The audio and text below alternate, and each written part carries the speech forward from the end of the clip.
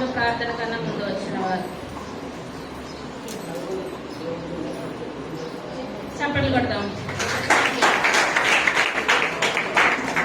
మనం ఎలా రావాలండి? ప్రారంభ ప్రార్థన కన్నా మన సంఘం ఏం సంఘం? మాట వినే సంఘం. శుక్రవారం ప్రార్థనకు వచ్చిన పైకి లేసి నిలబడింది. శుక్రవారం చప్పట్లు కొడదాం. మనకు ఆదివారం ఎంత ప్రాముఖ్యమో శుక్రవారం కూడా అంతే. పోయిన ఆదివారం మనం ఏ వాక్యం విన్నామంటారు? పేతురు గారి భార్య మంచిదంటారు. ఆవిడ మంచిదే. పౌలు గారు ఏం పేరు పెట్టారు? విశ్వాసరాలైన భార్య. ఆమె పేరు ఏమని చెప్పారు?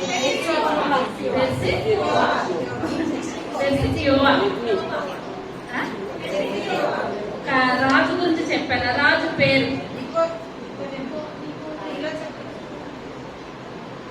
పేరు యూదులను శ్రమ పెడుతున్న రాజు పేరు ఇంకా చెప్పాను. కుక్కలు తిరిగాయి. మీరో చక్రవర్తి. కరెక్టే. ఎందువల్లంటే మళ్ళా అంటే అసలు ఏం చెప్తారు? మీరు కరెక్ట్ గా చెప్పేయాలి. మీరో చక్రవర్తి అంటే మీరో చక్రవర్తి అని చెప్పేయాలి. ఎందువల్లంటే వీటి వలన విశ్వాసం కలుగును. అది దేవుని యొక్క మాటను బట్టే మనకు వస్తుంది తప్పించి లోకానుసారమైనది ఏది కూడా కాదు. ఎప్పుడైనా మనం చెప్పుకునే వాక్యం మొదటి రాజుల గ్రంథము 18వ అధ్యాయము 19వ వచనం. అయితే ఇప్పుడు నీవు ఇశ్రాయేలు వారినందరినీ ఎదుబెలి పోషించుచున్న బయలుదేవత ప్రవక్తలు 450 మందిని అషేరాదేవి ప్రవక్తలైన 400 మందిని నా యొద్దకు కర్మేలు పర్వతములకు పిలువనంపమని చెప్పాను. చిన్న ప్రార్థన చేస్తాను.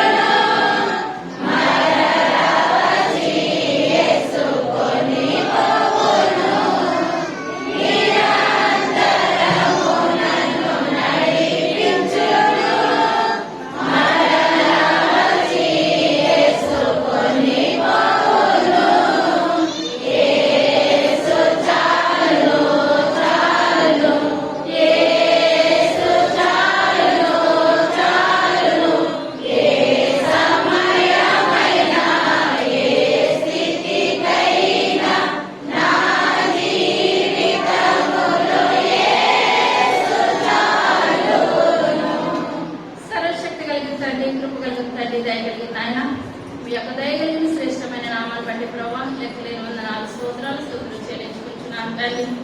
అయ్యా మట్టిదాన్ని ప్రభావం ఎందుకు పనికిరాని దాన్ని ఆయన అయ్యా మీ యొక్క పరిచయలో ఆయన వాడపడిచిన విధానం బట్టి మీకు వందనాలు చెల్లించుకుంటున్నాను తల్లి. అయ్యా ఎందువల్లంటే నాయన గరులైన వాళ్ళని సిగ్గుపరచడం నాయన లోకంలో ఎన్నిక లేని వాళ్ళు ఏర్పరచుకుంటారని ప్రభావ. అయ్యా యోగ్యత లేదు ప్రభా. అయ్యా మేము సంతో మాట్లాడారు ఆయన ఇచ్చిన కృపను బట్టి ధన్యతను బట్టి మీకు వందనాలు చెల్లించుకుంటున్నాను తల్లి. అయ్యా కొద్దిసేపు నాయన మేము మాటలు చెప్పుచున్న దాన్ని మరుగుపరచండి. అయ్యా మేము పరిశుద్ధాత్మ శక్తి ఎత్తి పట్టుకోమని అడుగుతున్నాను తల్లి. చెప్పగలిగే శక్తిని నాకు దయచేయండి. అయ్యా పెరగలిగే శక్తిని బిడ్డలందరికీ దయచేయండి. వాక్యానుసారమైన జీవితాలు అందరికీ దయచేయమని త్వరగా రాబోచున్న యేసయ్య నామమున పెట్టుకుంటున్నాము తండ్రి. ఆమేన్. హల్లెలూయా. అయితే ఇప్పుడు నీవు ఇశ్రాయేలు వారినందరినీ ఎదుబెలి పోషించుచున్న బయలుదేవత ప్రవక్తలు 450 మందిని. ఎంతమంది అండి? 450 మందిని. అషేరాదేవి ప్రవక్తలైన 400 మందిని నా యొద్దకు. మొత్తం ఎంతమంది అండి? 250 మంది. 450 మంది. వాళ్ళు 400 మొత్తం 850 మంది. యెజ్రెయేలు పర్వతములకు తిరుగనంపమని చెప్పెను. అహాబు ఇశ్రాయేలు వారందరి యొద్దకు దూతలను పంపి ప్రవక్తలను కర్మెలు పర్వతములకు సమకూర్చెను. ఏలియా జనులందరి దగ్గరకు వచ్చి ఎన్నాళ్ళ మట్టుకు మీరు రెండు తలంపుల మధ్య తడబడుచుందురు? యెహోవా దేవుడైతే ఆయనను అనుసరించుడి, బయలుదేవుడైతే వారిని అనుసరించుడని ప్రకటన చేయగా జనులు అతనికి ప్రత్యుత్తరముగా ఒక మాట అయినను పలుకకపోయింది. అప్పుడు ఏలియా, యెహోవాకు ప్రవక్తలైన వారిలో నేను ఒకడనే శేషించి ఉన్నాను. అయితే బయలుకు ప్రవక్తలు 450 మంది ఉన్నారు. మాకు 2 ఎడ్డలు ఇయ్యుడి. వారి వాటిలో ఒకదాని కోరుకొని దాని తునకలుగా చేసి నిన్న అగ్ని ఏమీ వేయకుండానే దానిని కట్టెల మీద ఉంచవలెను. ఇక్కడ మనం చూసుకున్నట్లయితే ఎవరెవరికి కలుగుతుందంటే యెజబెలుకు ఏలియా గారికి. ఇప్పుడు ఇక్కడ ఏంటంటే అక్కడ ఉన్న బయలు ప్రవక్తలందరూ కూడా మొత్తం 850 మంది. ఇప్పుడు వాళ్ళు ఎవరు సేవిస్తున్నారు? బయలు దేవతను పూజిస్తున్నారు. దేవుని పక్షాన ఏలియా గారిని ఒక్కరే కదా, ఇంకా ఉన్నారు దేవుని పక్షాన ఉన్నవాళ్ళు. కానీ ఏంటంటే వాళ్ళందరూ కూడా బయటికి రావట్లేదు. అంతవరకే ఏలియా గారు ఒక్కరే బయటకు వస్తున్నారు. కొంతమంది ఏంటంటే నాకు మనసులో ఉందంటారు కానీ పైకి చెప్పరు. మనం పైకి చెప్పాలి, మనసులో పెట్టుకుంటాం కాదు. ఏంటంటే హృదయాంతరంగా ఎరిగిన దేవుడే. కానీ మనం దేవుని బిడ్డ సాతాను బిడ్డ అంటే మనం ఎటువైపు వెళ్ళాలండి? దేవుని వైపు వెళ్ళాలి. లోకానుసారంగా మనం ఏమాత్రం కూడా వెళ్ళకూడదు. ఇప్పుడు ఇక్కడ బయలును ఆరాధించే వారు 850 మంది. ఎవరు జీతాలు ఇచ్చి పోషిస్తున్నారు? యెజబెలు జీతాలు ఇచ్చి పోషిస్తున్నది. వాళ్ళకి బయలే దేవుడు, యేసయ్య దేవుడు కాదని అంటారు. ఏలియా గారు అయితే యేసయ్య దేవుడు తప్పించి వేరే దేవుడు లేడని చెప్పినప్పుడు ఇప్పుడు ఈయన ఏంటంటే ఒక ఎడ్లను పచ్చి మాంసాన్ని అక్కడ వేసేసినప్పుడు ప్రార్థన చేసినప్పుడు బయలుకు ప్రార్థన చేసినప్పుడు బయలు ఏం చేయాలి? ఆకాశం నుంచి అగ్నిని కురిపించాలి. వాళ్ళ సమయం అయిపోయిన తర్వాత ఎవరు తీసుకుంటారు? ఏలియా గారు. ముందు అవకాశం ఏలియా గారు వాళ్ళకే ఇచ్చేసేసారు. వాళ్ళకే ఇచ్చేసినప్పుడు వాళ్ళు ఏం చేశారంటే కింద నీరు పోసి కట్టెలేసి మాంసం వేశారు. కానీ అగ్ని ఏమి కూడా వేయకూడదు. అగ్ని ఏమి వేయకుండా వాళ్ళు ప్రార్థన చేయాలి. వాళ్ళ దేవతల పేర్లను పెట్టి పిలుచుకొని ప్రార్థన చేయాలి. ప్రార్థన చేసినప్పుడు ఆకాశం నుంచి ఏం కురవాలి? అగ్ని కురవాలి. ఇప్పుడు ఏలియా గారు ముందు అవకాశం వాళ్ళకి ఇచ్చేసారు. తర్వాత మాకు 2 ఎడ్డలు ఇయ్యుడి.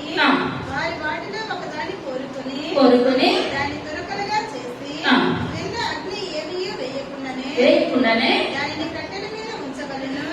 రెండవ ఎద్దును నేను సిద్ధము చేసి నిన్న అగ్ని ఏమీ వేయకుండానే దానిని కట్టెల మీద ఉంచుదను. చాలా 25వ వచనం. పిలిచి ఎద్దును కోరుకొని సిద్ధము చేసి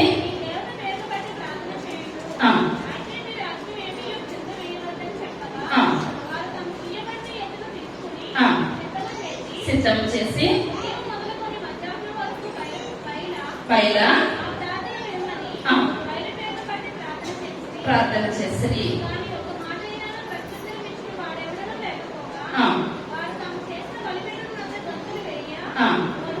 మొదలు పెట్టింది. ఏలియా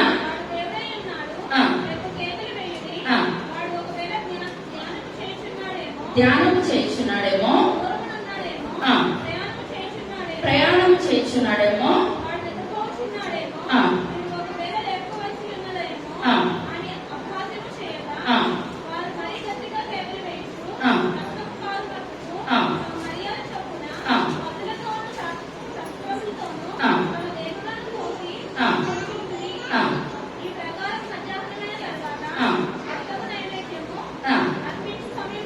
వరకు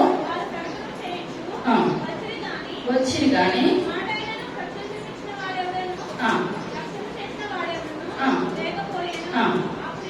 ఏలియా చెప్పగా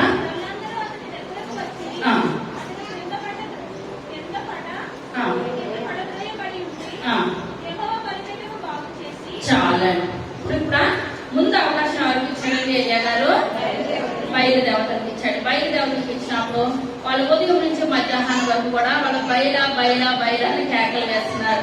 వేస్తూ ఉంటుంటే మనకు అనిపిస్తుంది ఒక్కొక్కసారి మనం ఏదైనా పని మీద బయటకు వెళ్ళి వస్తున్నాం అనుకోండి, అక్కడ విగ్రహారాధన గుళ్ళు ఏమైనా కనపడితే ఎందుకు పనికిరాని వాటికి వాళ్ళు ఏం చేస్తున్నారు, ప్రొక్కుతున్నారు. కళ్ళుండి చూడవు, చెవులుండి వినవు, ముక్కుని కూడా వాసన చూడవ చేయి, వాళ్ళందరూ కూడా వ్యక్తులని మనకు మనసు అనిపిస్తుంది కదా. మన దేవుని ప్రేరేపణ బట్టి మనకు అనిపిస్తుంది. ఎందువల్లంటే జీవం కలిగిన దేవుని విడిచిపెట్టేసి ఎందుకు పనికిరాని ఆటల సమయాన్ని వృధా చేస్తారని మనసు అనిపించి, ప్రభా మీ చిత్తమైన వీళ్ళందరినీ కూడా మార్చండి అయ్యా అని మనలో ప్రార్థన చేస్తామన్నమాట. ఎందువల్లంటే ఏ ఒక్క ఆత్మ కూడా నశించగా దేవునికి ఇష్టం లేదు. మనం కూడా ఆసక్తితో ప్రార్థన చేయాలి.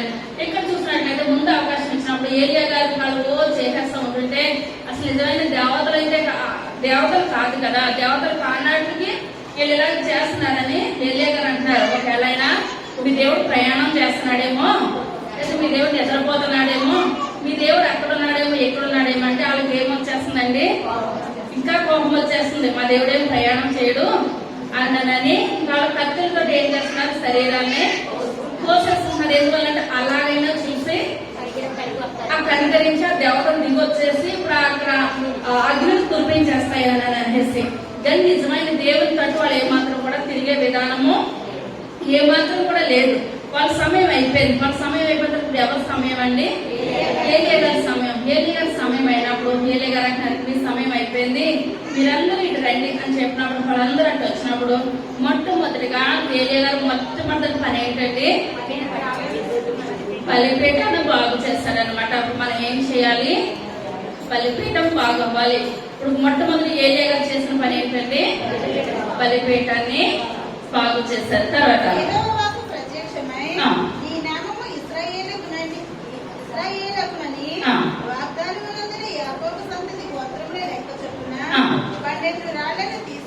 తీసుకొని ఎన్ని రాళ్ళు తీసుకున్నారంటే 12 రాళ్ళు. ఇశ్రాయేలు ప్రజలు ఎంతమంది, మన గోత్రాలు ఎన్ని, శిష్యులు ఎంతమంది 12. దీని ఎందుకు తీసుకున్నారు, 12 రాళ్ళను తీసుకొని ఇప్పుడు అక్కడ మొట్టమొదటి పని ఏంటంటే బలిపీఠాన్ని కట్టించారనమాట. తర్వాత దాని చుట్టూ 2 మానికల గింజలు పట్టునంత లోతుగా కందమొకటి త్రవ్వించి కట్టెల్ని క్రమముగా పేర్చి ఎద్దును తొనకలుగా కోసి ఆ కట్టెల మీద ఉంచి జనులు చూచుచుండగా మీరు 4 తొట్ల నిండా నీళ్లు నింపి దహనబలి పశుమాంసము మీదను కట్టెల మీదను పోయుడని చెప్పెను. అది అయిన తరువాత రెండవ మారు ఆ ప్రకారమే చేయుడని అతడు చెప్పగా వారు రెండవ మారును అలాగూ చేసిరి. మూడవ మారును చేయుడనగా వారు మూడవ మారును చేసిరి. అప్పుడు ఆ నీళ్లు బలిపీఠము చుట్టూను పొందిపారెను. మరియు అతడు కందకమును నీళ్లతో నింపెను. అస్తమయ నైవేద్యము అర్పించే సమయమున ప్రవక్తయగు ఏలియా దగ్గరకు వచ్చి ఇలాగూ ప్రార్థన చేసెను.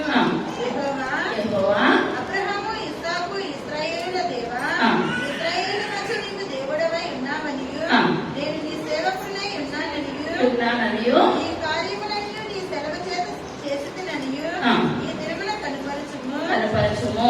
యెహోవా నా ప్రార్థన ఆలకించుము. యెహోవానైన నీవే దేవుడవై ఉన్నావనియు నీవు వారి హృదయములను నీ తట్టుకు తిరుగుజేయుదువనియు ఈ జనులకు తెలియనట్లుగా నా ప్రార్థన అంగీకరించుము. అతడు ఇలాగన ప్రార్థన చేయుచుండగా యెహోవా అగ్ని దిగి దహనబలి పశువులు కట్టెలను రాళ్లను ఉప్పిని దహించి కందకమందున నీళ్లను ఆరిపోచేసెను. చాలండి. దీన్ని ప్రార్థన చేయగా ఏమైంది, ఆకాశంలో నుంచి అగ్ని కురిసేసింది. ఇప్పుడు వాళ్ళు మధ్యాహ్నం దాకా చేశారు, బయట ప్రార్థనలు పెట్టుకుని ఏమన్నా కురిసిందంటారా, ఏమాత్రం కురవలేదు. ఏలియా గారు ప్రార్థన చేస్తారు, ఆకాశం దేవుడు ఏం చేస్తారండి, అగ్నిని కురిపించాడు. ఇప్పుడు అది కురిపించినప్పుడు 850 మంది చూస్తారంటారా, వాళ్ళందరూ కళ్ళ ముందే చేస్తారనమాట. ఏది కూడా మరిగ్గా చేయలేదు.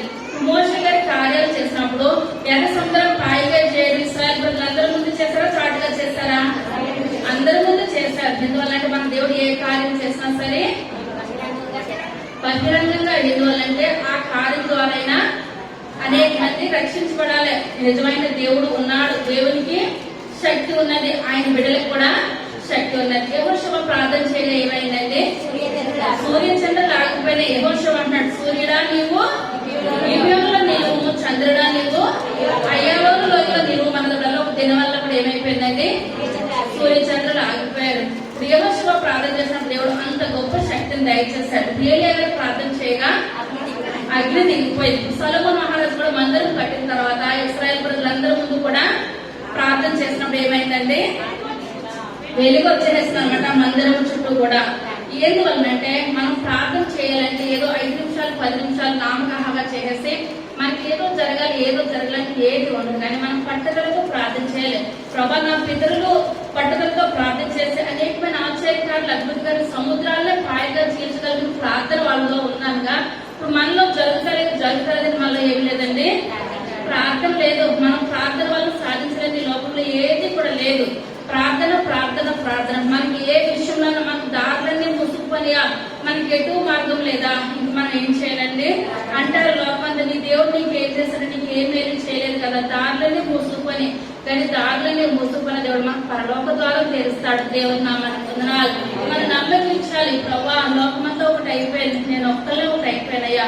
మాకు లోకంతో సంబంధం లేదు, మాకు ఎవరితో ఉందని సంబంధం దేవునితో ఉంది. దేవుడికి పరలోక ద్వారం మీరు తెరవాలి ప్రభా. మనం ప్రార్థన చేసినట్లయితే దేవుడు నాకు గొప్ప మార్గాన్ని దేవుడు తెరుస్తాడు. ఇక్కడ అనుకుంటున్నారు 850 మంది ముందు అక్కడున్న ఇశ్రాయేల్ ప్రజలందరి ముందు కూడా ఏలియా గారు ప్రార్థన చేసినప్పుడు దేవుడు ఏలియా గారు ప్రార్థన బట్టి ఎప్పుడు దేవుడు ఏం చేస్తాడంటే అగ్నిని కురిపించాడు. తర్వాత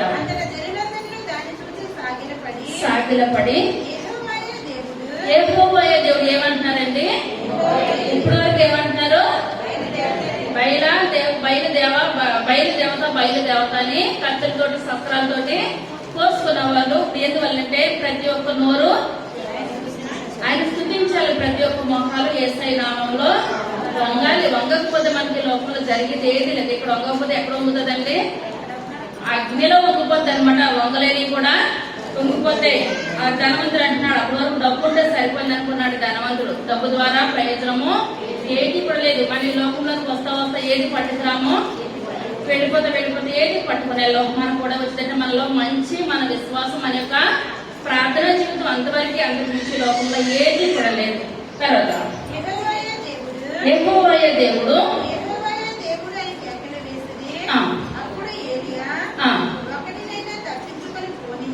ఒక్కరినైనా తప్పించుకొని పోనీయక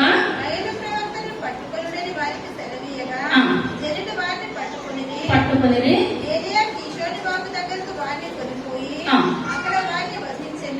ఎంతమంది వదిలించేస్తాడండి? ఒక్క మనిషి ఎంతమంది వదిలించేస్తాడు? 850 మందిని. వాళ్ళ దేవతలు ఏమన్నా వాళ్ళు రక్షించినాయి అంటారా? ఏంటి కూడా రక్షించలేదు. కానీ ఏలియా గారు అయితే పందులో వాళ్ళు ఏం చేశారు? ఓడిపోయారు కనుక ఇప్పుడు వాళ్ళకి ఏంటంటే శిక్ష ఏంటి? మరణం. ఏలియా గారు కిషోర్ రాజు దగ్గర వాళ్ళని తీసుకొని వెళ్ళి 850 మందిని కూడా వధించేస్తారు. వధించేసిన విషయం ఎవరికి తెలిసింది? యెజబెల్కి తెలిసింది. అంటే ఒక్క మనిషి నా యొక్క నేను ఇంతకాలం జయకాలించి నేను పోషిస్తున్న నా మనిషిని 850 మందిని చంపేస్తాడా అని ఆమె కోపం పిలిచి బ్రేక్ చేస్తుందంటే ఏలియా ఎక్కడున్నా సరే. ఎందువల్లంటే ఇప్పుడు అక్కడ రాజు ఎవరు? అహాబు భార్య యెజబెల్. వీళ్ళదే పరిపాలన, వీళ్ళదే పెత్తనము అనుకున్నది. ఇక్కడ నా రాజ్యంలో ఏలియాను ఉంచడానికి ఏమాత్రం కూడా వీలు లేదు. అతను నేను చంపేయాలి అని ఒక నిర్ణయం తీసుకుని ఏలియా ఎక్కడున్నా సరే చంపేయాలని తెలిసినప్పుడు ఇప్పుడు ఏలియా గారికి అనిపించింది, ఏమని అనిపించింది? ఒక స్త్రీ ఎక్కడికి నేను ఇంత బ్రతికి ఒక స్త్రీ చేతిలో నేను ఇలా ఇదవడవా అని ఆయనకు బాధ అనిపించి యేసయ్య సన్నిధిలో ప్రార్థన చేస్తున్నాడు. ఏలియా గారికి ఏమని అంటే, యేసయ్యా నాకు ఇంత మట్టుకు చాలయ్యా, నా ప్రయాణం ఇంత మట్టుకు చాలు. ఎందువల్ల ఒక స్త్రీ చేతిలో నేను చనిపోవడం కన్నా నువ్వే నన్ను తీసుకెళ్ళిపోండి అయ్యా, ఇంక నేను బ్రతికినా వేస్ట్ అని ఒక్కొక్కసారి నాకు బాధ వచ్చినప్పుడు నిర్ణయం ఏమొస్తుందండి? చనిపోతే బాగుంది, ఈ బాధలో పడలేకపోతున్నాను, ఇంకా నాకు ఏది కూడా ఈ లోకంలో వద్దు. ఎప్పుడు కూడా బాధలు, అనారోగ్యం, అప్పులు, ఇరుకులు, ఇబ్బందులు నా జీవితం అంతా చిన్నప్పటి నుంచి ఈ విధమైన సమస్యలతోనే వెళ్ళిపోతుంది. చనిపోతే బెటరు అని అనిపిస్తుంది. అనిపించినప్పుడు మనం ఏం చేయాలంటే మనలో సైతాన్ని మాటలు మాట్లాడుతుంది కదా, మనం ఏం చేయాలంటే ప్రార్థన చేయాలి. కానీ సాతాను ఆ సమయంలో మనం ప్రార్థన చేయనోదు, ప్రార్థనకు రానోదు. నీ దేవుడు నీకేం చేశాడు, నీ దేవుడు నీకేం చేశాడు ఇదే అనిపిస్తుంది. కానీ ఇప్పుడు ఇన్ని కార్యాలు చేశాడు కదా ఏలియా గారు, 850 మందిని చంపేసేస్తాడు, ఆకాశం నుంచి అగ్నిని కురిపించాడు, ఇన్ని కార్యాలు చేసి అయ్యో గొప్ప దేవుడు ఉన్నాడు, తను ఒక ఆడదాని చేతులు అతను చంపే విధానం ఏసైకు ఏమాత్రం కూడా లేదు, గొప్ప దేవుడు అన్నది రావాలి కదండి ఆయనలోను. కానీ అతను అనుకుంటున్నాడు ఇక నా పని అయిపోయింది, ఇక నా పని అయిపోయింది, నేను చనిపోవడం నాకు మరణ దినాలను తెలిసిపోతున్నాయి. కొంతమంది చిన్నదానికి పెద్దదానికి కూడా అందరికి నా పని అయిపోయింది. కానీ మన తల్లి గర్భంలో రూపించబడక మునిపే మనకి లోకంలో ఎంతకాలం బ్రతుకుతామన్నది ఆయన చేతిలో ఉన్నది. మనకి ఆయుష్ మన పిండంలో ఉండగానే దేవుని యొక్క కన్నులు మనల్ని చూస్తాయి. మనకి ఆయుష్ ఆరోగ్యం ఆయన చేతిలోనే ఉన్నది. ఇప్పుడు మన దేవుడు ఇంత ఆయుష్ అని రాసిన తర్వాత పేషెంట్ హాస్పిటల్ తీసుకెళ్లి లక్షలు ఖర్చు పెడతారు, ఏమైనా ప్రయోజనం ఉంటదంటారండి? ఏది కూడా ఉండదు. దేవుని చిత్తం అయితే చిన్న టాబ్లెట్ కే స్వస్థత వచ్చేస్తుంది, ప్రార్థనకే స్వస్థత వచ్చేది. ఎందువల్లంటే మన యొక్క ఆయుష్ ఆరోగ్యం ఎవరి చేతిలో ఉన్నదండి? దేవుని చేతిలో ఉన్నది. కానీ ఇదంతా తెలుసా? ఈ దేవుడు అంటే తెలుసా ఏలియా గారికి? దేవుని కార్యాలు తెలుసా?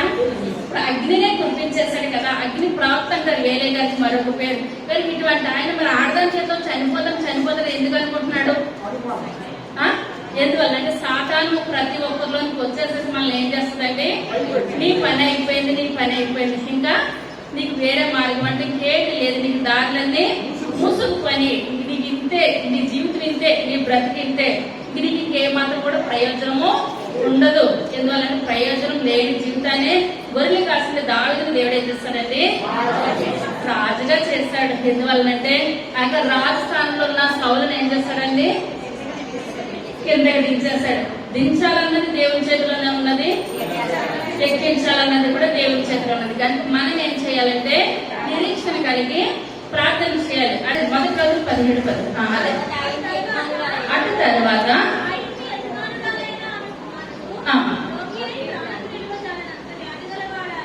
వ్యాధి గలవాడాయను,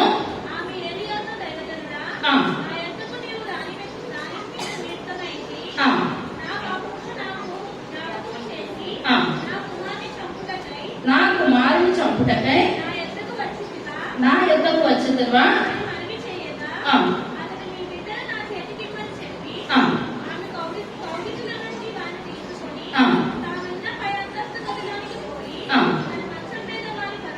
పరుండబెట్టి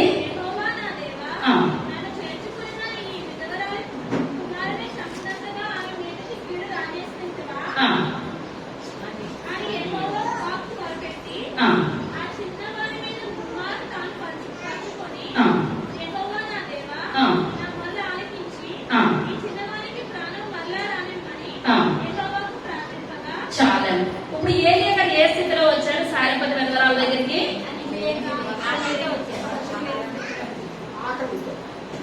ఆకలితో, ఎటువంటి విధానం లేని స్థితిలో దేవుడు ఏం చూపించాడండి? ఏలియా గారికి సారెపతి విధవరాలను చూపించాడు. విధవరాలను చూపించినప్పుడు ఈ నమ్మేరా, విశ్వాసం ఉంచారా? ఎస్ఐ ఆమెకే తినడానికి తిండి లేదా కదా, నన్నేం పోషిస్తుందా నాకు ఎదురు ప్రశ్న వేశారా ఏలియా గారు? ఏం లేదు. ఏం లేని స్థితిలో ఎక్కడికి వచ్చారండి? సారెపతి విధవరాల దగ్గరికి వచ్చారు. విధవరాల దగ్గరికి వచ్చినప్పుడు ఆయన కొంచెం మంచినీళ్ళు ఇవ్వమన్నప్పుడు ఆమె ఏం చేస్తుందండి? మంచినీళ్ళు ఇచ్చింది. ఆ పిల్లలు ఏర్పడానికి గుడ్డులో ముందు నీళ్లు తెచ్చుకుంది. ఆ నీళ్లు అడిగినప్పుడు ఆమె ఇచ్చింది. తర్వాత ఇంటికి వచ్చిన తర్వాత కొంచెం అప్ప వేసి పెట్టమన్నప్పుడు ఏమన్నదండి? కొంచెం పిండే ఉంది, నా బిడ్డకి నాకు ఇంక ఇదే చెరువు కట్టుకుని చనిపోదామని అనుకుంటున్నాం అయ్యా అని చెప్పినప్పుడు ఈయన అన్నారు, అందులో మొదటి అప్పము నాకు వేయాలి, తర్వాత మీరు వేసుకోండి. అందులో పిండే కొంచెం ఉందంటే మొదటి అప్పం వేస్తే ఏమైనా ఉంటదంటారా? కానీ మీరు ఏం చేస్తుందండి? వేసింది. మన వారమే చెప్పాను సేవకులకు ఎలా పెట్టాలని చెప్పానండి. ఇష్టంగా పెట్టాలి, మంచి మనసుతో పెట్టాలి, కష్టంగా పెట్టద్దు. పెట్టకపోయినా పర్వాలేదు కానీ కష్టంగా ఏమాత్రం కూడా పెట్టదు. ఇష్టంతో ఎలా ఇచ్చిందండి? ఇష్టంతో పెట్టింది. ఇష్టంతో పెట్టినప్పుడు ఏలియా గారు అంటున్నారు, దేవుని మాట నమ్మమ్మ, నీ తొట్టులో ఉన్న పిండి అవ్వలేదు, గుడ్డలో ఉన్న నూనె అవ్వలేదని చెప్పినప్పుడు ఆ 3.5 సంవత్సరాల కూడా తొట్టులోనే పిండి అయిందంటారండి. అవ్వలేదు. కానీ దేవుడు ఒక్కొక్కసారి మనకి మిగిలినంత ఐశ్వర్యాన్ని ఇస్తాడు. మనకి నెల జీతం వచ్చిందనుకోండి, మన ఖర్చులన్నీ పోగా కొంతమందికి ఏం మిగులుతుంది, జీతం మిగులుతుంది. కొంతమందికి ఏంటంటే కటాకట్టిగా అయిపోతూ ఉంటుంది. కానీ దేవుడు ఫస్ట్ అయితే ఏమాత్రం కూడా ఉంచే దేవుడు ఎంత మాత్రం కూడా కాదు. మిగలకపోయినా సరే మనకు సరిపోతుంది, పలానా విషయానికి లేదు అన్న మాట దేవుడు ఏ రోజు కూడా మనకు అనిలా చేయడు. ఇక్కడ కూడా అది 4-5 బస్తాలు పిండి పెట్టలేదు సారేపతి విధవరాలకి. దేవుడు ఎలా చేస్తాడండి? ఏ పూట ఆహారం ఆ పూట, ఏ పూట రొట్టె కావాలంటే తొట్టులో చేయండి ఏమొస్తుంది? పిండి వస్తుంది. అదే శిష్యుని భార్యకి ఎలా ఇచ్చాడండి? నూనె. కొండలన్నీ కూడా నిండిపోయిన మళ్ళా కొండలు నిండలేదు. ఒక్కొక్కరికి ఆశీర్వాదం అలాగే వస్తుంది, ఒక్కొక్కరికి ఈ విధంగా వస్తుంది. ఏది పొందంటారు? ఏ పూట ఆహారము ఆ పూటే. దేవుని నామానికి వందనాలు. చింతలేని జీవితం అన్నమాట. ఆహారం వస్తుంది. ఇప్పుడు ఇష్టంగా పెట్టిందా కష్టంగా పెట్టిందా? నా కొడుకు నేనే చేయించుకోలేకపోతున్నానంటే ఇంకొక మనిషి అడైపోయారని కష్టపడిందంటారా? ఇష్టంగా చేస్తుందా? దైవజనానికి ఇష్టంగా పెట్టింది అనమాట. 3.5 సంవత్సరాలు ఒక మనిషికి బట్టలు ఉతకాలి, పరిచయం చేయాలంటే మనిషికి పని ఉంటది, శ్రమ. దేవుని నామానికి వందనాలు. ఈ రకంగా ఇష్టంగా చేసిన తర్వాత కొన్ని రోజులకి ఇప్పుడు ఏమైందంటే ఆకి కుమారుడు చనిపోయాడు అనమాట. ఏమైపోయాడు? చనిపోయాడు. మరి 3.5 సంవత్సరాలు ఇష్టంగా పెట్టింది, మరి చనిపోవడం ఏంటంటారు? దేవుడు గొప్ప కార్యం చేయాలి. ఇప్పుడు వరకు కూడా ఇప్పుడు ఏలియా గారి కాలము మొదటి గ్రంథం వచ్చేంత వరకు కూడా చనిపోయిన వారు బ్రతికినట్టు బైబిల్లో ముందు ఎక్కడ కూడా లేదు. ఇదే మొట్టమొదటి కార్యం ఎవరి ద్వారా జరిగించడానికి దేవుడు ఏలియా గారి ద్వారా. మోషే గారి ద్వారా ఇప్పుడు ఏ కార్యాలు జరిగి ఎర్ర సముద్రాన్ని కాయలు చేర్చడం, ఆకాశం నుంచి మన్నా కురిపించడం, ఫరో ముందు 10 కార్యాలు జరిగింది. ఎందువల్లంటే దేవుడు ఒక్కొక్కరికి ఒక్కొక్క తలాంతం. కొంతమంది వాక్యం మంచిగా చెప్పే తలాంతం ఇస్తారు, ఒకరు ప్రార్థన తలాంతం దేవుడు దయచేస్తారు, కొంతమంది స్వస్థ తలాంతులు ఉంటాయి. ఎందువల్లంటే తలాంతులు నానా విధాలు దేవుడు వాళ్ళ యొక్క స్థితిని బట్టి, ఎందువల్లంటే వాళ్ళు వినియోగించుకున్న విధానాన్ని బట్టి కూడా దేవుడు ఏం చేస్తాడండి? వరాలు ఇస్తాడు. వినియోగించుకోలేని వాళ్ళకి ఏది కూడా లేదు. ఇప్పుడు ఏలియా గారు అప్పటి వరకు కూడా ఒక మనిషి ఈయన ప్రార్థన చేస్తే ఒక మనిషి బ్రతుకుతారన్న విధానం కూడా తెలియదు. ఇప్పుడు రాను ఏమైందంటే ఆ కుమారుడు చనిపోయాడు. ఎప్పుడైతే చనిపోయాడో ఇప్పుడు ఈయన సారేపతి విధవరాలకు బాధ అనిపించి ఏలియా గారి దగ్గరికి వచ్చి అంటుంది, అయ్యా మీరు నా దగ్గరికి రాకపోతే ఆ చెరోగా అట్టు వేసుకొని తినేసి అప్పుడే లోకమంతా చనిపోయినప్పుడే మేము చనిపోతామని అనుకున్నాము. మా దగ్గరికి వచ్చావయ్యా, దేవుడి గురించి నువ్వేం చేస్తావు మాకు తెలియచేసావు, దేవుడు ఒక మాటలు బోధించావు, దేవుని గురించి దేవుడి వల్ల ఏదైనా సాధ్యమని అన్నావు కదయ్యా. మాకు ఇటువంటి ఆశలు కురిపించి అన్ని చేసిన తర్వాత మరి నా కుమారుడు చనిపోయాడు, దానికి కూడా ఎవరు బాధ్యురాలు అంటుందండి? ఏలియా నువ్వే బాధ్యురాలు. లేకపోతే మాకు ఆశలు లేనప్పుడు అప్పుడే అయిపోతాం కదా. మరి ఇంతకాలం మాలో ఆశలు చిగురించి నువ్వు చెయ్యి పెట్టకుండా పిండి వచ్చేస్తుంది, ఆ గుడిలో నూనె వచ్చేస్తుంది, ఇన్నే మాకు చేస్తావు కదా కార్యాలు. ఇప్పుడు లోకమంతా మమ్మల్ని ఏమంటది? ఇప్పుడు ఇన్ని చేసిన దేవుడు నీ కుమారుని ఎలా చేస్తాడు ఏంటన్నానని లోకం అంటదయ్యా, హేళన చేస్తుంది. నా దగ్గరకు రాకపోయినా సరిపోను, నువ్వు వచ్చిన తర్వాత నాకు ఇంత కష్టం వచ్చిందని ఆ కుమారుని పట్టుకొని ఏలియా గారితో చెప్పి తన బాధంతా కూడా వెళ్ళపుచ్చుకుంటుంది అనమాట. ఇప్పుడు ఏలియా గారు ఏం చేస్తున్నారండి? ప్రార్థన చేస్తున్నారు కదా. ఏం చేస్తారంటే దేవుడు యెహోవా ఏలియా గారు చేసిన ప్రార్థన ఎవరు ఆలకించారు? యెహోవా ఆలకించి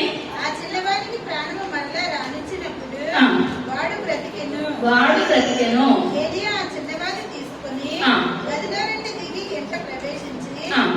తల్లికి అప్పగించి ఇదిగో నీ కుమారుడు వాడు బ్రతుకుచున్నాడని చెప్పగా ఆ స్త్రీ ఏలియాతో, నీవు దైవజనుడవై ఉన్నావనియు నీవు పలుకుచున్న యెహోవా మాట నిజమనియు ఇందుచేత నేను ఎరుగుదునెను. ఇప్పుడు ఏమంటుందండి?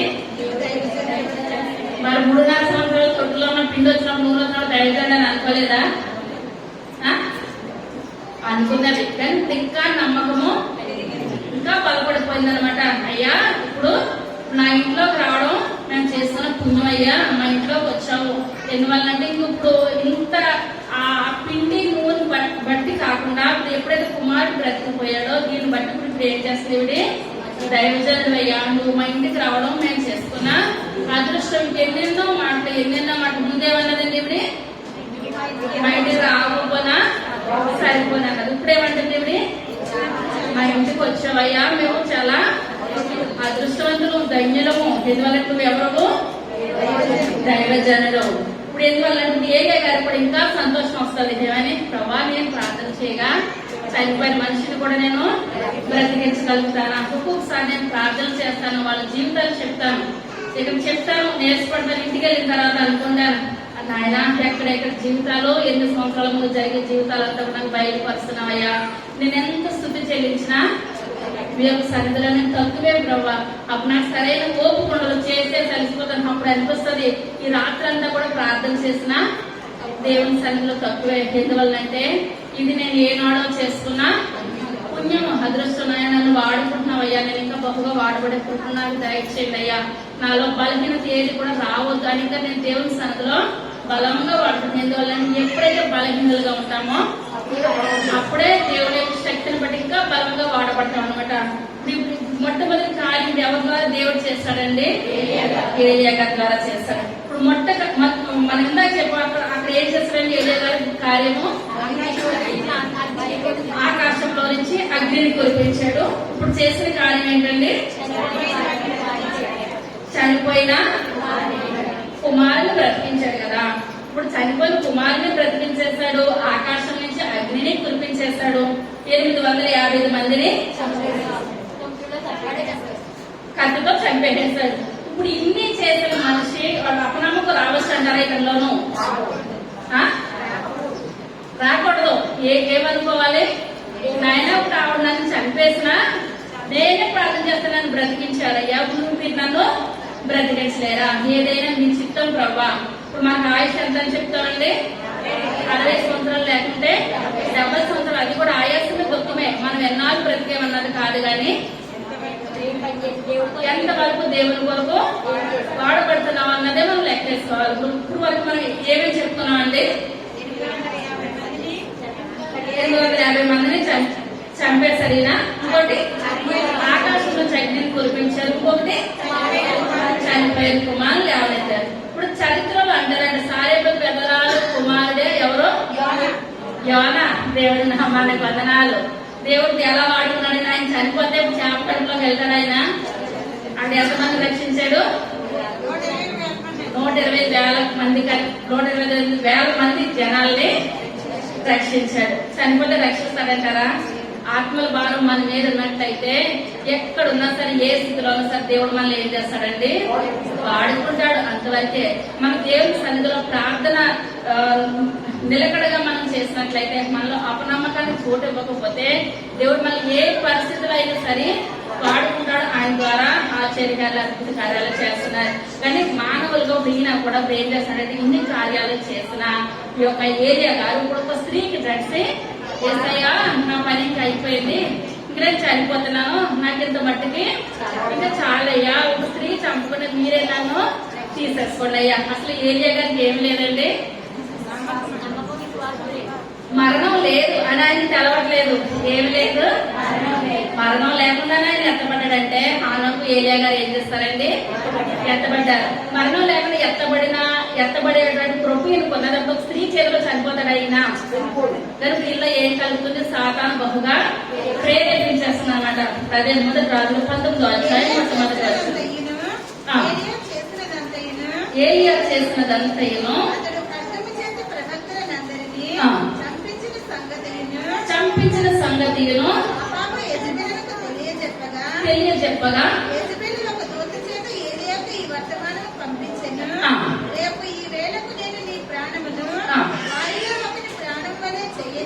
చెయ్యని ఎడల దేవుడు నాకు గొప్ప అపాయము కలుగజేయును గాక. కాబట్టి అతడు ఈ సమాచారం తెలుసుకొని లేచి తన ప్రాణము కాపాడుకొనుటకై పోయి యోదా సంబంధమైన బేర్షెబాకు చేరి అతడ ముందుమని తన దాసునితో చెప్పి తాను ఒక దిన ప్రయాణము అరణ్యములోనికి పోయి ఒక బదరీ వృక్షము క్రింద కూర్చుండి కూర్చుండి మరణాపేక్ష గలవాడే ఆ. యెహోవా ఆ. నా పితరుల కంటే నేను ఎక్కువ వాడను కాను, నా పితరుల కంటే నేను ఎక్కువ వాడను కాను, ఇంత మట్టుకు చాలును, ఆ. నా ప్రాణము తీసుకునుము అని ప్రార్థన చేసెను. ప్రార్థన చేశాను. ఇదే కీర్తన గ్రంథము 139వ కీర్తన 16వ వచనం. నేను పిండమునై ఉండగా నీ కన్నులు నన్ను చూచెను, నియమింపబడిన దినములలో ఆ, నా దినములని నీ గ్రంథములో చాలా. ఇప్పుడు ఎవరు రాస్తున్నారండి? కీర్తనాకారుడు రాస్తున్నాడు. ఏలే గారి గురించి అనమాట. ఒక్కొక్కసారి ప్రతి ఒక్క వాక్యం కూడా చదివి విధానంగా చదివితే అనిపిస్తుంది దేవుడి వాక్యము నా కొరకే రాస్తాడు. ఇప్పుడు ఇక్కడ ఏలే గారు అనుకుంటారు, ఇంక నా పని అయిపోయిందంటే నా పని అయిపోయింది, నా పని అయిపోయిందంటే నా పని అయిపోయింది. మనం అంటే తల్లి గర్భంలో పిండమనై ఉండగానే దేవుడు ఎలా చూస్తాడంటే దేవుని యొక్క కన్నులు మనం చూస్తే ఎదుర్కొపడిన దినము రాకమునిపే గర్భంలో ఉండగానే మన యొక్క జీవితం ఏంటి, మన యొక్క ఎన్నాళ్ళు బ్రతకాలన్నది, ఎన్నాళ్ళు లోకంలో జీవించాలన్నది, మన పరుగు పందెం ఏంటి, మనం ఎంతవరకు పరిగెట్టగలుగుతాం, ఎంతవరకు ఆగుతాం అన్నది ఎవరి చేతిలో ఉన్నదండి? దేవుడి చేత పిండమై ఉండగానే ఆయన చూస్తాడంటే మరి మనం చూసిన దేవుడు ఏలియా గారిని చూడంటారా? ఏలియా గారిని కూడా చూశారు. కానీ ఇప్పుడు జడ్సి జడ్సి జడ్సి జడ్సి ఇప్పుడు ఎక్కడ కూర్చున్నారు? ఒక బదిలీ వృక్షం కింద ఈయన కూర్చున్నారు. కూర్చొని నా పని అయిపోయింది, ఎందువల్లంటే పరుగు పరుగు పరుగు పెట్టుకుని వచ్చి ఇంక యజ్బేలు నన్ను ఇక్కడ చూడదు కదా, నేను ఇంత దూరం పరుగు పెట్టుకుని వచ్చాను కదా, అయ్యా నాకు ఎంత మట్టుకు చాలయ్యా, నాకు ఎంత మట్టుకు చాలు, ఇంక నన్ను తీసుకెళ్ళిపోయినాయన తీసుకెళ్ళిపోయినాయన అని ప్రార్థన చేస్తున్నారు. తర్వాత నిద్రించుచుండగా ఒక దేవదూత వచ్చి అతనిని ముట్టి నీవు లేచి భోజనము చేయమని చెప్పాను.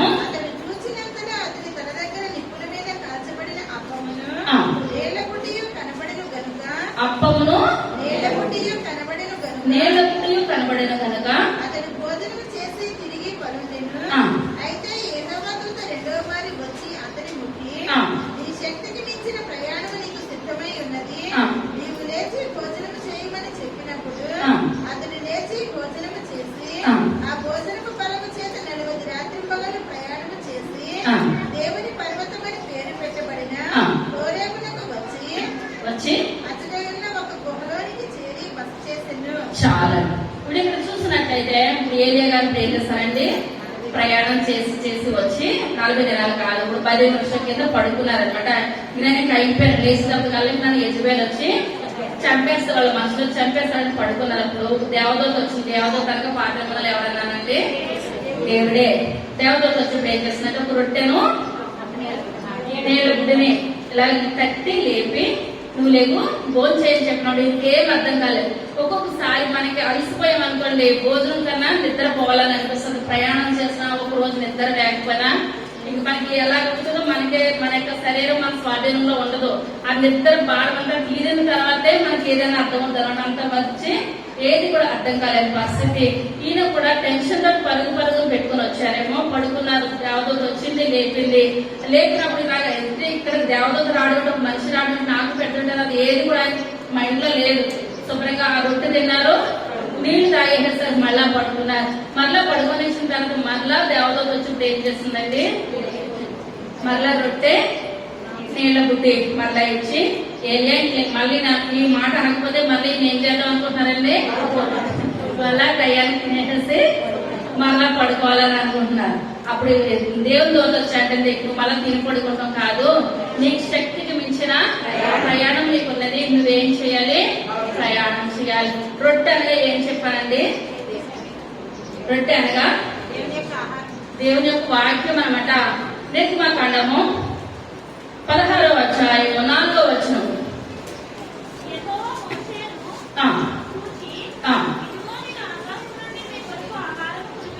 కురిపించేదను,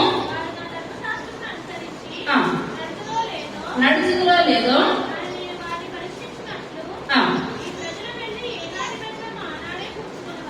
ఏనాటి వచ్చము ఆనాడే కూర్చుకొనవలెను.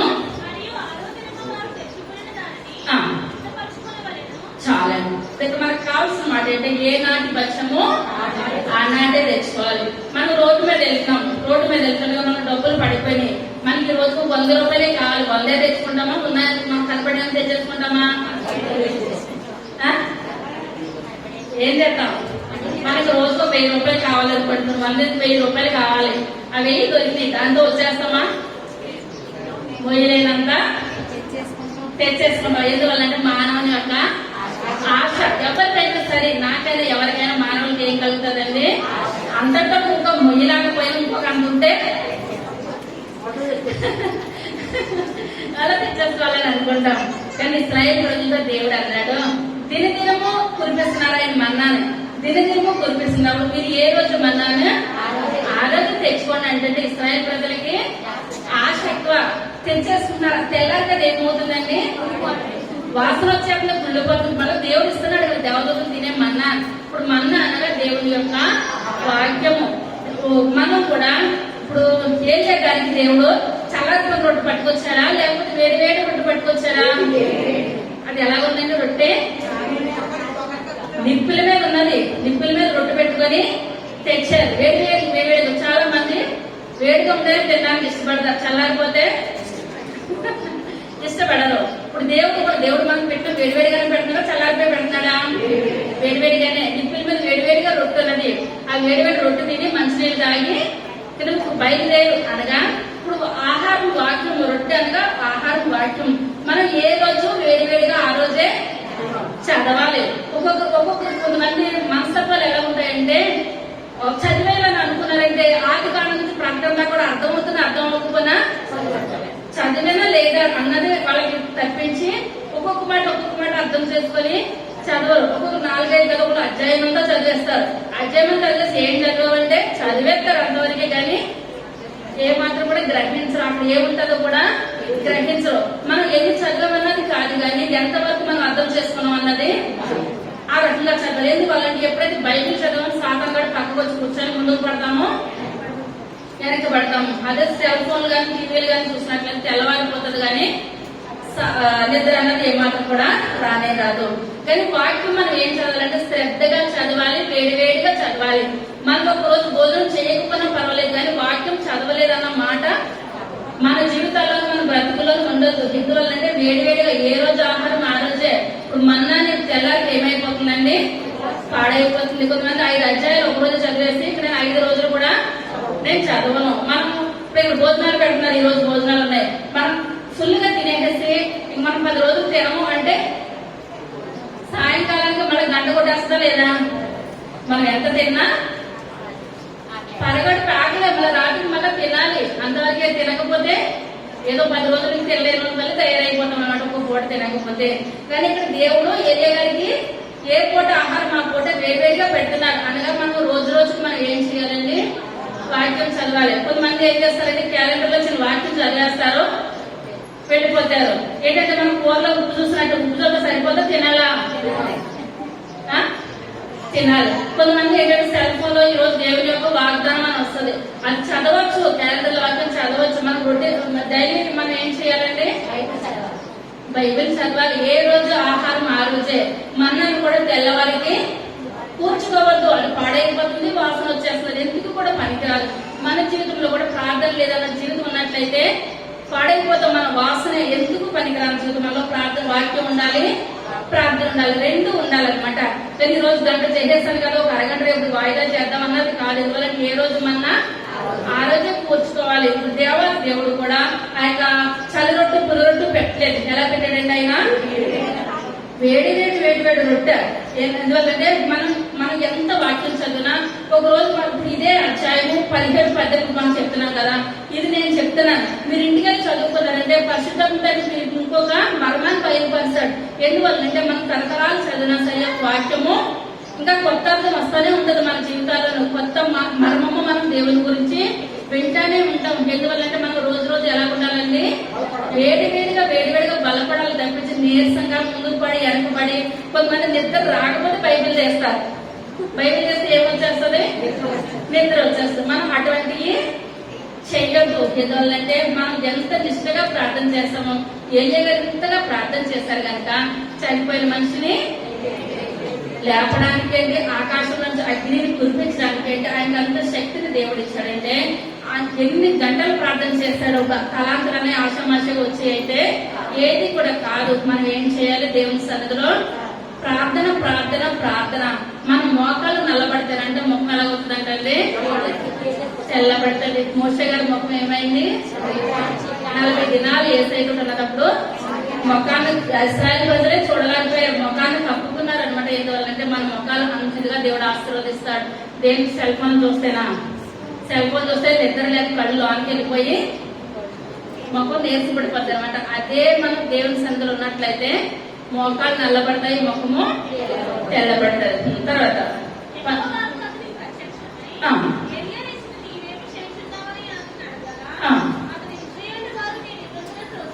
త్రోసివేసి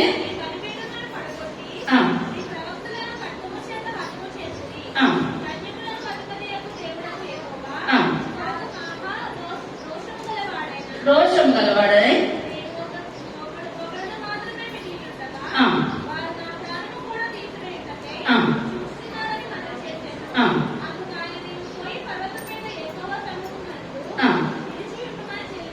సెలవిచ్చాను.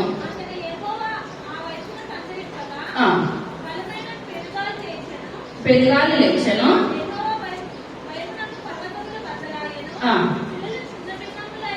శిలలు చిన్న భిన్నములాయను.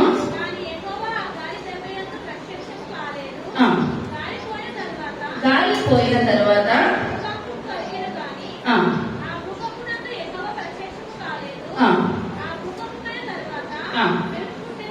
మెరుపు పుట్టాను గాని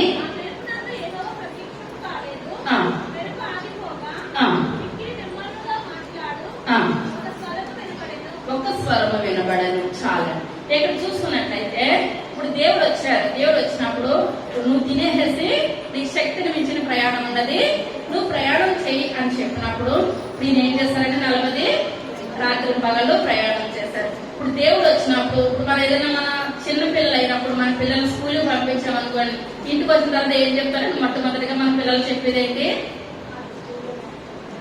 సాడీలు చెప్తారు. నన్నా పిల్ల పుట్టింది, నన్నా పిల్ల తిట్టింది, పక్క అమ్మాయి పెన్సిల్ తీసేసింది. పెన్నులంటే హోంవర్క్స్ రాయమనంటే పెన్సిల్ ఉండదు. పెన్సిల్ ఉంటే పిల్లలు ఏం చెప్తారు, పక్క అమ్మాయి పెన్సిల్ పట్టుకుని వెళ్ళిపోయింది, పెన్ను పట్టుకుని వెళ్ళిపోయింది అని ఏడుస్తారు. ఏడుతానికి తల్లిదండ్రుల ప్రాణం ఏమైపోతుంది, తండ్రి అంటే షాపుకి పరిగెడతారు అనమాట పట్టుకు రావడానికి.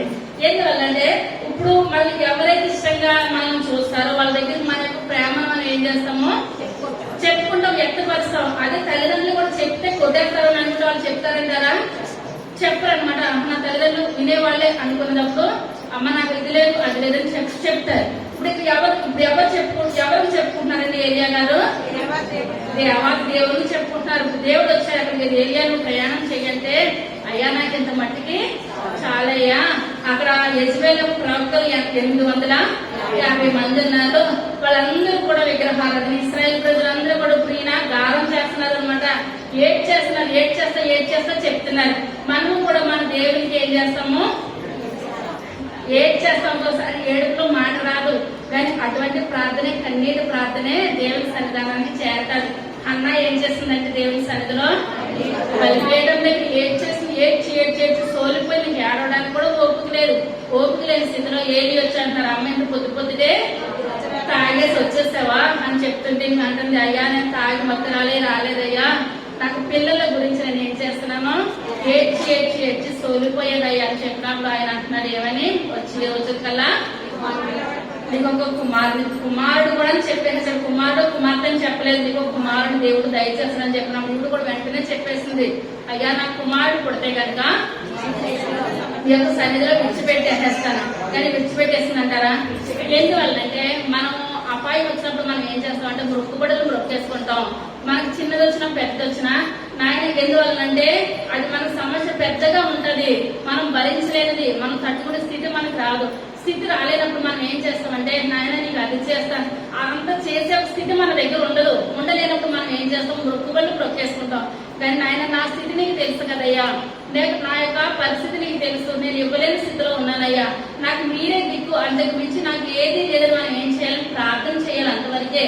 కానీ మన అవసరం వచ్చినప్పుడు మొక్కుబడి మొక్కేసుకొని అవసరం తీరిపోయిన తర్వాత నాయన నా దగ్గర ఏమి లేదని నీకు తెలుసు కదని అప్పుడు దేవలో మనకి మొక్కుబడి మొక్కుకున్నప్పుడు తెలుసు అంటారండి. అందుకనే మనం ఏది చేసినా సరే మన నోటిని మనం ఏం చేయాలండి, చాలా జాగ్రత్తగా మాట్లాడాలి. అన్ని విషయాలు కూడా మనం నరకంలో తోసేసేది మొట్టమొదటి ఏంటి, నోరే, నాలుకే. మన నాలుగుని అదుపులో పెట్టుకోవాలి. కానీ ఇక్కడ ఏది భక్తులు అని చెప్పినప్పుడు నువ్వు అలా కాదని చెప్పింది, నీ కుమారుడు పుడతారని చెప్పినప్పుడు హన్నా ఏం చేస్తుందండి, కుమారుని పట్టుకొని పాలు ఇచ్చిన వెంటనే దేవుని సందులో ఇచ్చేసినప్పుడు మళ్ళా దేవుడు హన్నాని జ్ఞాపకం చేసుకున్నాడా, మళ్ళా గర్భాన్ని తెచ్చాడా.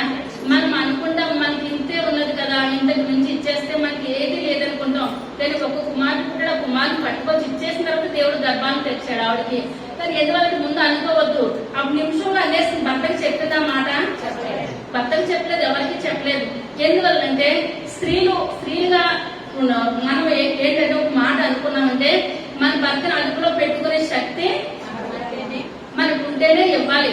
మనకి లేనప్పుడు ఏ మొక్కుబడి కూడా బ్రొక్కొద్దు. ఎందువల్లంటే కుటుంబంలో యజమాని ఒప్పుకోవాలి, చెయ్యాలి. కానీ భర్తను అడిగి కూడా చేయలేదు. కానీ తన భర్తను ఆమె ఏం చేస్తుందండి, ఒప్పించుకున్నది దేవుని మందిరానికి ఇచ్చేస్తానన్నప్పుడు తన భర్త ఏమైనా అడ్డు పెట్టాడంటారా, ఏమని నీ ఇష్టమే నా ఇష్టం అని కూడా ఉంటారు, అనలేని ఉంటారు కనుక మనం ఏది కూడా మొక్కుబడి చెయ్యొద్దు, అంతవరకే. ఇప్పుడు ఇక్కడ కూడా ఏలియా గారు ఇప్పుడు దేవుని సంఘానికి దేవుడు వచ్చినప్పుడు ఆయన దుఃఖాన్ని అంతా కూడా బయట ఎవరు చెప్పుకుంటాడండి, ఆయన యేసయ్యా నేను ఒక్కడే మిగిలేనయ్యా, నేను ఒక్కడే మిగిలేనయ్యా అంటే దేవుడు ఏం చేస్తాడండి, ఎత్తుకొని నవ్వుకుంటారనమాట. అయ్యో నా బిడ్డకే ఇంత కష్టం వచ్చిందా, నా బిడ్డకే ఇంత కష్టం వచ్చిందా. కానీ అన్నీ చనిపోతాడనని దేవుడికి తెలుసా, ఏలియా చనిపోతాడని దేవుడికి తెలవదు. మన పిల్లలు ఏదైనా అడుగుతారు, కాసేపు తల్లిదండ్రులు ఇవ్వనా అని అంటారు.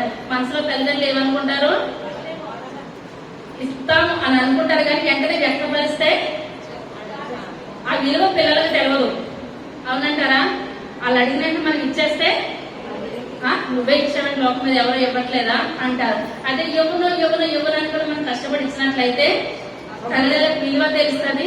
ముందు బిడ్డలకు తెలవాలి, ఆ విలువ ఏంటో తెలవాలంటే మనం ఏం చేయకూడదు, వెంటనే ఇవ్వకూడదు. ఇక్కడ కూడా దేవుడు వచ్చాడు, దేవుడు వస్తాడా నిల్చోమన్నప్పుడు ఈయన ఎదురు చూస్తున్నాడంటారా దేవుడు వస్తాడని. ఆ ఉరుములు వచ్చేస్తే మెరుపులు వచ్చేస్తే ఆ ఉరుములు మెరుపుల్లో నుంచి కూడా దేవుడు ఎలాగ వచ్చేస్తాడు, దేవుడు ఆ ఉరుముల మధ్యలో కూడా ఈయన ఏమంటున్నాడు, ఈయన యేసయ్యా యేసయ్యా యేసయ్యా ఈ నోరిపితే నేను ఒక్కడే మిగిలేనయ్యా, నేను ఒక్కడే మిగిలాను. మరి ఈ లోపల 10 మందిని వేసుకొని వస్తున్నామా, ఒక్కలే వస్తున్నాము, ఒక్కలే వెళ్ళిపోతున్నాము. ఇప్పుడు ఈయన కూడా అంటున్నారు నేను ఒక్కడే ఉన్నానయ్యా, ఒక్కడే ఉన్నానయ్యా అంటే ఇప్పుడు ఆ ఒక్కరి దగ్గరికి వచ్చాడు దేవుడు. తల చదువు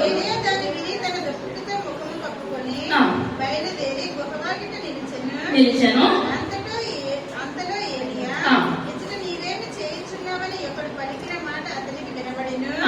అందుకతడు ఇశ్రాయేలు వారు నీ నిబంధనను త్రోసివేసి నీ బలిపీఠములను పడగొట్టి నీ ప్రవక్తలను ఖడ్గము చేత హతము చేసి సైన్యములకు అధిపతియు దేవుడు నగు యెహోవా కొరకు మహారోషము గలవాడనై నేను ఒకడను మాత్రమే మిగిలి ఉండగా వారు నా ప్రాణము తీసివేయడానికే చూచుచున్నారని చెప్పెను. అప్పుడు యెహోవా అతనికి సెలవిచ్చినదేమనగా నీవు మరలి అరణ్య మార్గముల దమస్కునకు పోయి దానిలో ప్రవేశించి మీద హజాయేలునకు పట్టాభిషేకము చేయుము. చాలా. ఇప్పుడు దేవుడు పనులు అప్పచెప్తున్నాడండి, నేను కూర్చోబెట్టట్లేదు. నేను కూర్చోబెట్టి పలానా చోటకి తీసుకెళ్ళిపోతున్నాను. నేను అనుకుని ఉండొచ్చు దేవుడు వచ్చేసేసాడు కదా, ఇప్పుడు 3.5 సంవత్సరాలు ఇప్పుడు నేను ఏం చేస్తాడు, సారేపతి దగ్గర ఏమన్నా పనులు బరువులు మోస్తాడంటారా, చక్కగా పెడుతుంది తిని కూర్చొని ప్రార్థన చేస్తున్నాడు అనమాట.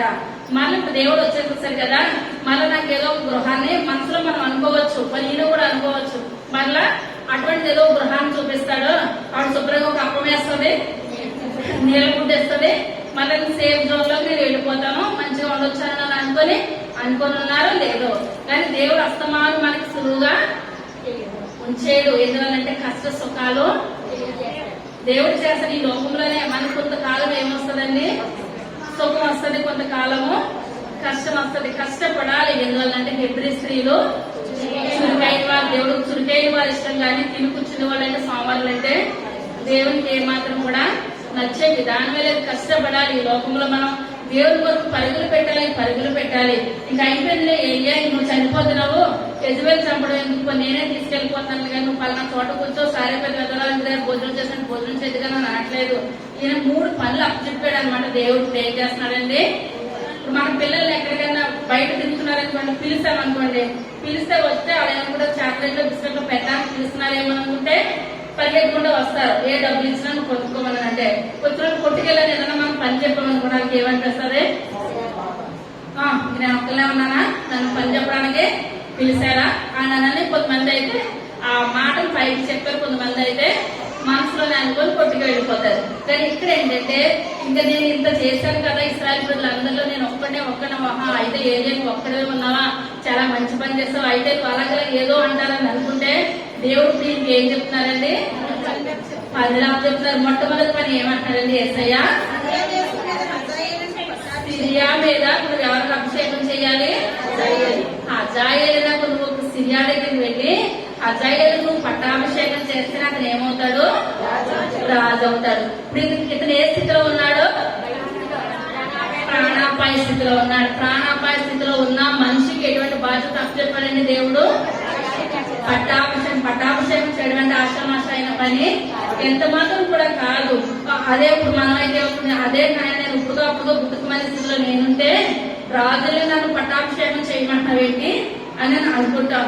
కానీ ఇప్పుడు ఈ ఏమి కూడా అర్థం అవుతుందో అర్థం లేని స్థితిలో ఉన్నారో కూడా ఏలియా గారికి అర్థం అవుతలేదు. అక్కడికి అయిపోయింది అనుకుంటలేదు. మళ్ళీ ఇంకొక పని చెప్పారు తర్వాత, ఇశ్రాయేలు వారి మీద నింషి కుమారుడైన యెహోకు పట్టాభిషేకము చేయము. రెండో పని ఏంటండి, యెహోకు పట్టాభిషేకం. ముందేం చెప్పాడైనా, హజాయేలుకు, అదే దేశము సిరియా మీద హజాయేలుకు పట్టాభిషేకం. రెండోది ఇశ్రాయేలు మీద యెహూకి పట్టాభిషేకం. చిన్న చిన్న చెప్తాడు, పెద్ద చెప్తున్నాడు దేవుడు, పెద్ద పనులే చెప్తున్నాడు అనమాట. ఇప్పుడు అక్కడికి వెళ్తే ఇప్పుడు యెజబెలు వచ్చి చంపేస్తే దేవుని చేతిలో మనం ఉన్నదో సాతాను మనకు వచ్చి ఏమీ చేయలేదు. యోగుకి శరీరాన్ని అయితే నలగొట్టు కానీ ప్రాణం తీసే హక్కు ఏమాత్రం కూడా లేదు. ఎందువల్లంటే మనం చెప్పుకున్న కదా, కీర్తనాకాడు రాసినాడు, మనం తల్లి గర్భంలో పిండంలో ఎండగానే దేవుని కన్నులు మన మీద ఉన్నాయి. 2 పనులు అయినాయి అంటారా, ఇంకొక పని కూడా ఉంది. తర్వాత నీకు మారుగా ప్రవక్త ఉండుటకు అబెల్మే హోలావాడైన చాలా. ఇప్పుడు ఎటువంటి బిరుదు ఉంది ఏలియా గారికి, అగ్ని ప్రవక్త.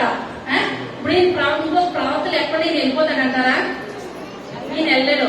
కానీ ఇప్పుడు నీకు మారుగా ఎలీషా గారు ప్రతి ఏం చేయాలి, అభిషేకం చేయాలి. ఇన్ని అభిషేకాలు ఈ మీద యెజబెలు ఏమైనా చేయగలుగుతుంది అంటారా, మన తలలో ఒక ఇంటికి నలుపు గాని తెలుపు గాని మనం ఏమి చేయలేము. దేవుని చిత్తము, మన యొక్క జీవితం ఏంటి, మన యొక్క భవిష్యత్తు ఏంటి, రేపు ఏమవుతుందో మనకు తెలియదు. కానీ అది ఎవరి చేతిలో ఉన్నదండి, దేవుని చేతిలో ఉన్నది.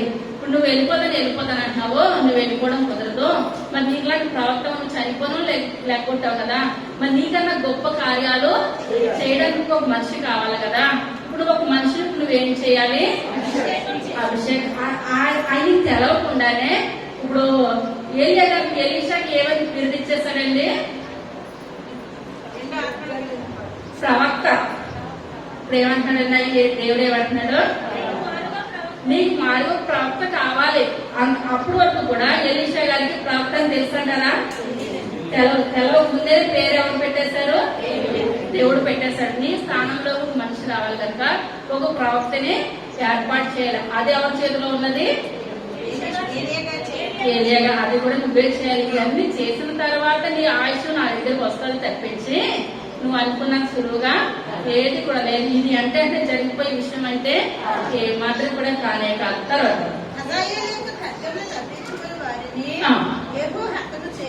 హతము చేయును,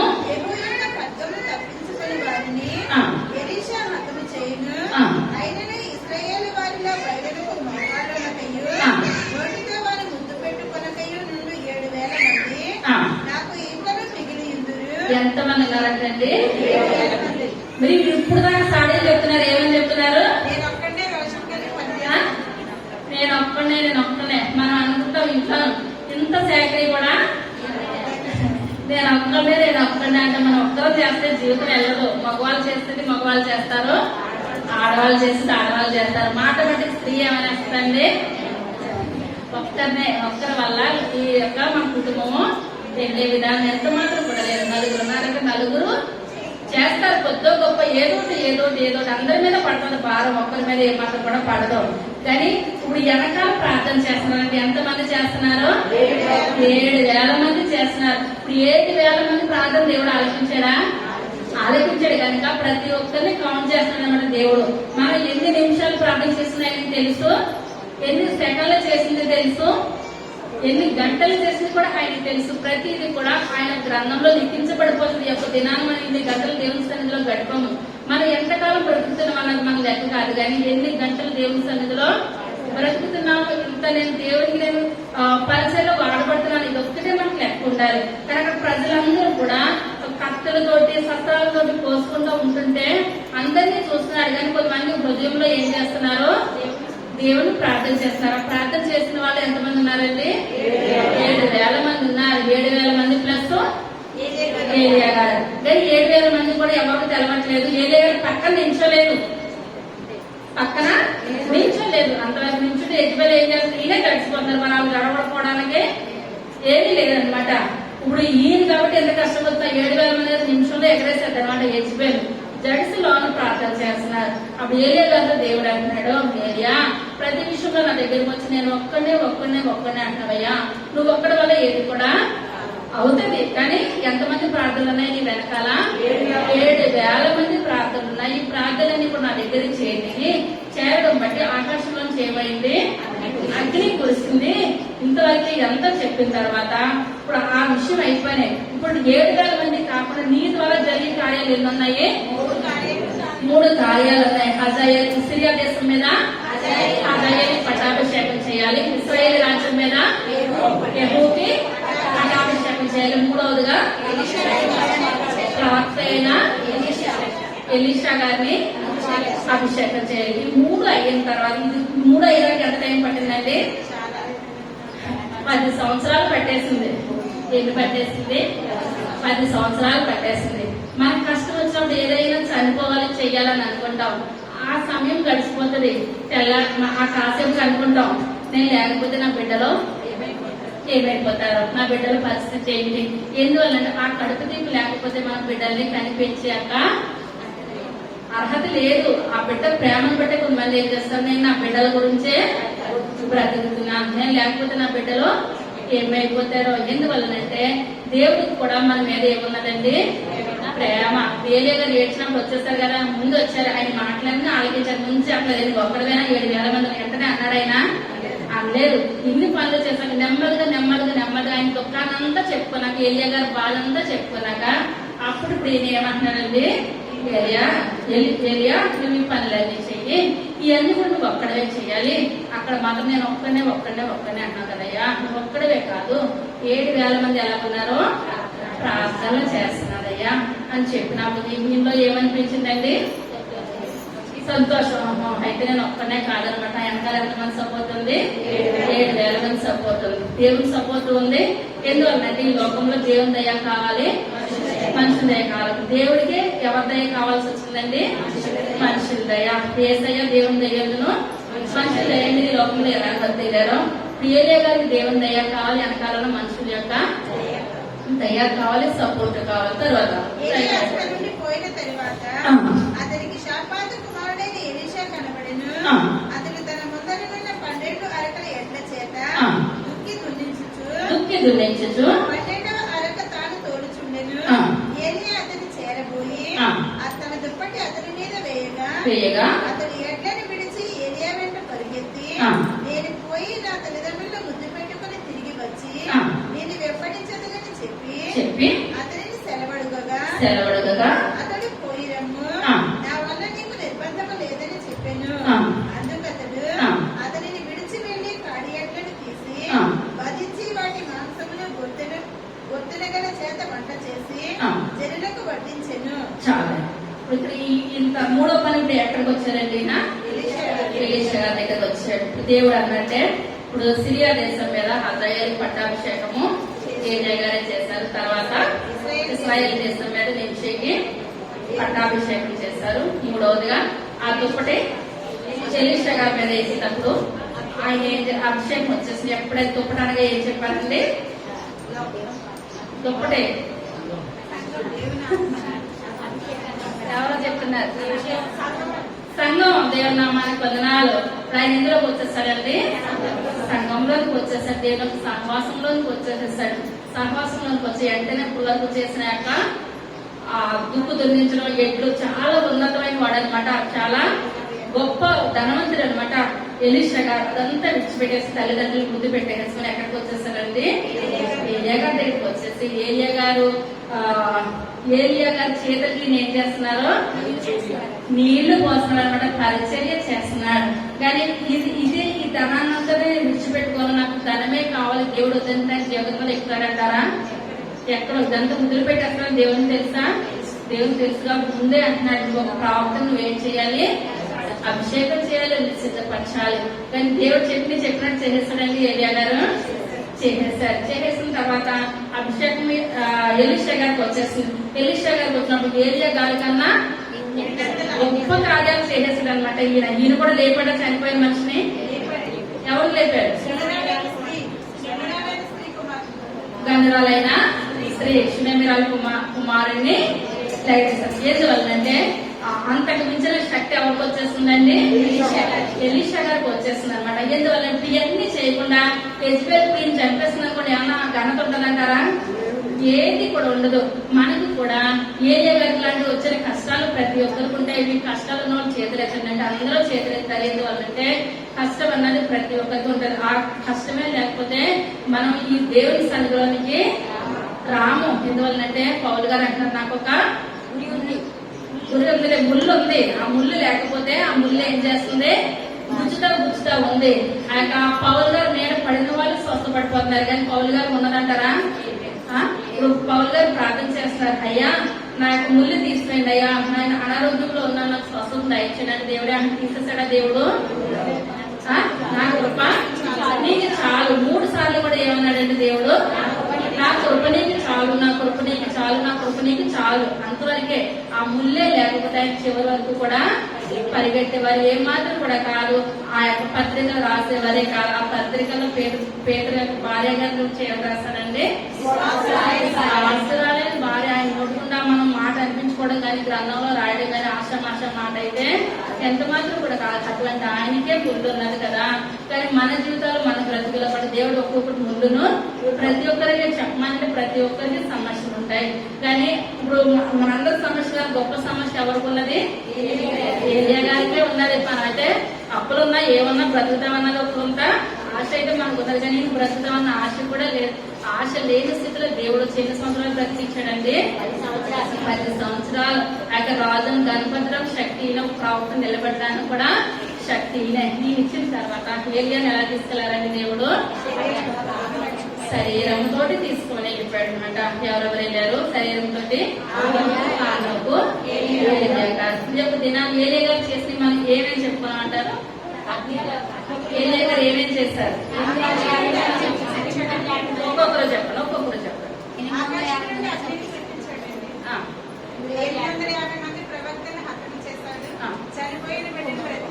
బ్రతికించాడు. ముందు చేసిన కార్యాలు తర్వాత ఇంకా 850 మంది చంపించారండి, కురిపించారండి. అక్కడ కుమారుని ఆహారం లేపారు. ఇంకా ఇటువైపు చనిపోయిన కుమారులు లేపాడు, అగ్ని కురిపించాడు. ఇంకా ఎవరైనా చెప్తారా? ఎన్ని కార్యాలు చెప్పుకున్నామండి? 3 కార్యాలు చెప్పుకున్నాం. చనిపోదాం అనుకున్నప్పుడు ఏం చేయించాడండి దేవుడు? 3 కార్యాలు అయ్యండి.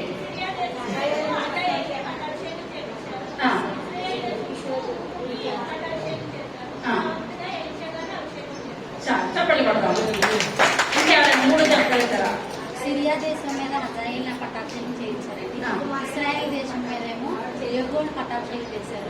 ప్రవక్త ఎలీషా గారిని అభిషేకం చేశారు. చేశారు. జరిగినాయి అంటారా? మనండి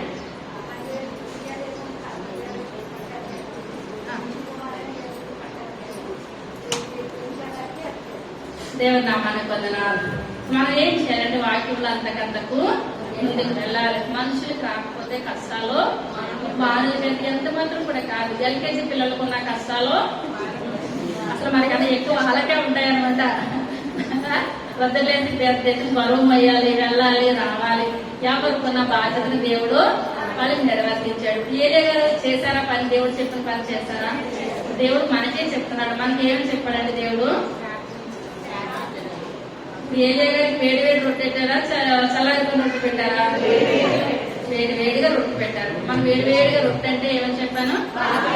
వాక్యం చదవాలి. మనము ఏ రోజు ఆహారము ఆ రోజు. మన ఏమైపోయింది? తెల్లారికి పాడైపోయింది కానీ మనం ఏ రోజు వాక్యము ఆ రోజే. ఏ రోజు ప్రార్థన ఆ రోజు. నేను ఆ విధంగా ఉంటానో లేచి నిలబడండి. నేను ఆ విధంగా మాట విన్నానో కింద కూర్చోండి.